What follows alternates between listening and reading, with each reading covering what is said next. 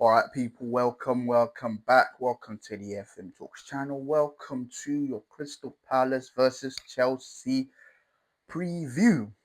Now, before we get into the game, I hope all you guys are doing well. Just like to ask you a little favor, yeah? Just go down there, yeah? If you're watching the full screen, just go down, just hit the subscribe button, hit the like button. I'd really appreciate it. Leave a comment, say hi. I love reading comments.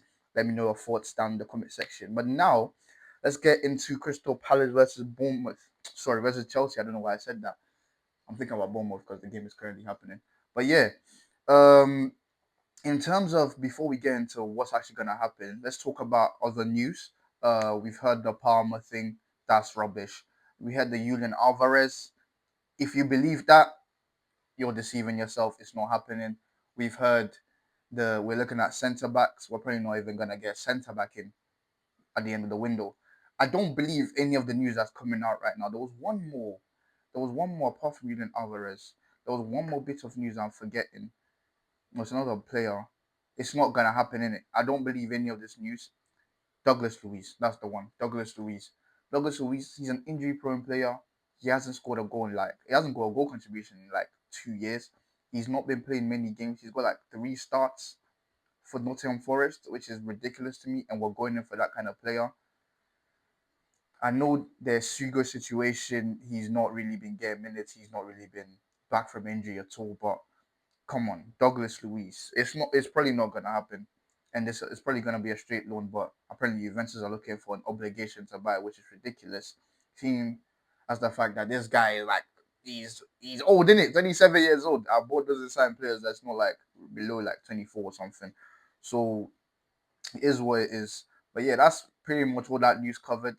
I mean, if you want me to talk about anything else, anything happening, Joshua Chimpong, you know, there's news that just came in not too long ago about Bayern being interested, but I don't think we're gonna sell him.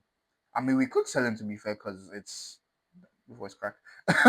We could sell him because pure profits, pure profits, and all that. But I don't think it's gonna happen. I don't want it to happen. This is more likely to happen than Julian Alvarez signing for a club because we've got so many strikers on our books. And Mega still to come in, Dastin Saphav still to come in, Jackson is still on the books, Delap, we've got Yao Pedro, we still got all these players on the book. We're gonna bring a Julian Alvarez for what 80 to 100 million. Come on, let's have it right. But yeah, let's talk about the game. This game is quite big. Every game is big. Yeah, every game is big, no matter what it is. Every game is big because we are we've moved from being comfortably in top four, like you know last season, comfortably in top four. We should be pushing on. We shouldn't have to be fighting for top four. But here we are again. Here we are again fighting for top four, and this is just what it is. Yeah, this is just what it is. We're gonna have to fight for top four. We've still got Man United ahead of us. We still got Liverpool ahead of us. We're all playing right now 0-0 with Bournemouth, and we need to get wins. Brighton won earlier. I'm not sure where that. No, Fulham won earlier, so Brighton didn't win. So we are calm. Where are Fulham in the table? I'll check later. But yeah, Brentford are still close by. Like there's so many teams still close to us. Like this top four race is massive. Like if you want to get somewhere, you have to focus. You have to focus, and we have to put our all in it. Crystal Palace, they are getting torn apart right now. I think in the summer they could have their squad really torn apart. They could have players like Adam Wharton, Mateta. Mateta could even go this January. Yeah, and if my club is serious, we'd probably go in for him, but we won't. It won't happen. But it is what it is. Um, yeah, he's left. Their captain's left them mid-season. Do you understand how crazy that is? Their captain has left them mid-season. Ismail Assar could leave. Jeremy Pino is probably will probably look around as well. Even though he's not the best of players, he'll probably look around and be like, is this what I want for myself? Other players like Lacroix will also be doing the same. And they'll all probably start leaving one by one. Munoz, he's had a decent season. People start looking around. Even Dean Henderson, he's a decent keeper. I think he could be a goalkeeper for like a club in Europe, a big club in Europe, bigger club in Europe. With someone like Jan Sommer who's getting on the older side, snap up Dean Henderson. Why not? But yeah, that's all there is to it. It's a big game. We have to win no matter what. In terms of injuries, I'm pretty sure if you were fit for our last game, you're fit for today. But yeah, I'm not sure how the lineup's gonna look. We'll get into that later. The manager has come out. He said people are available. Asugo, we might not see him for a while. Lavia, he put on the story that he's back. Yeah, he put on the story that he's back. Something along those lines. Nobody's believing you, big man. Nobody believes it, big man. Maybe he might be on the bench. He might be on the bench against Crystal Palace. I mean, it'll be nice to finally see him available again. Because this brother, I'm on my last string with him. Like I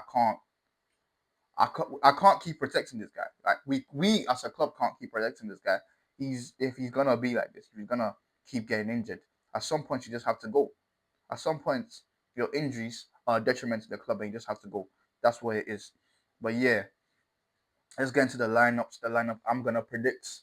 I'm gonna say obviously Sanchez in goal. Back line, I'd like to see Trevor and Fofana. Kukurea left back. Reese, maybe not Reese right. Gusto right. Reese in midfield alongside Caicedo. And it might come as a shock to you, but I wanna drop Palmer. I wanna drop Palmer for this game and put Enzo in the 10, Esteval, and the left side, take your pick among the rest. Maybe I might even go with Gittins. I can't lie. I might go with Gittins. And yeah, Pedro up top. I think that lineup's decent enough. And my reason for dropping Palmer is because he's just you can see that he's still injured. You can see that the injury is disturbing him. If he needs to get surgery, tell him to go get surgery if it's the best for him.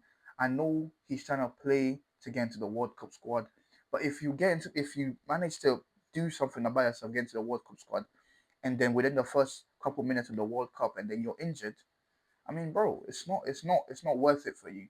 You've you've got another World Cup in you. Another World Cup gonna come around. I know it only comes around every 4 years, but you've got another World Cup in you. Just take the surgery. Yeah, hopefully that it's not a mad one, and let's see where we go from there. Like let's actually be serious. But yeah, I think I'm gonna drop Cole Palmer for this one. Enzo in the 10, and we go from there. In terms of key battles, I'm gonna say midfield. Obviously, with Adam Morton in there. Mateta is always a handful. I don't think he scored in a while. Mateta is always a handful though, so we are gonna have to watch him. Joshua Chimpong done a great job against them in our last game against them at the bridge. In terms of their winger options, Ismail Sarr's back. I don't know. I think he's the right winger, so that's gonna be Kukureya's problem. I hope Kukureya can do a good. I think Kukureya can do a good job against him. In terms of right back, Gusto, he's got the face to outdo Yerry Pino. I trust Caicedo and James to work the midfield alongside Enzo, who should drop deeper to do defensive work instead of Pedro having to go make tackles that he should be making. But we move. Um, Estevar up against Tyreek Mitchell should be free eats. Yeah, should be free eats for Estevar. In terms of Munoz, if I'm not sure how Munoz does against a techie winger.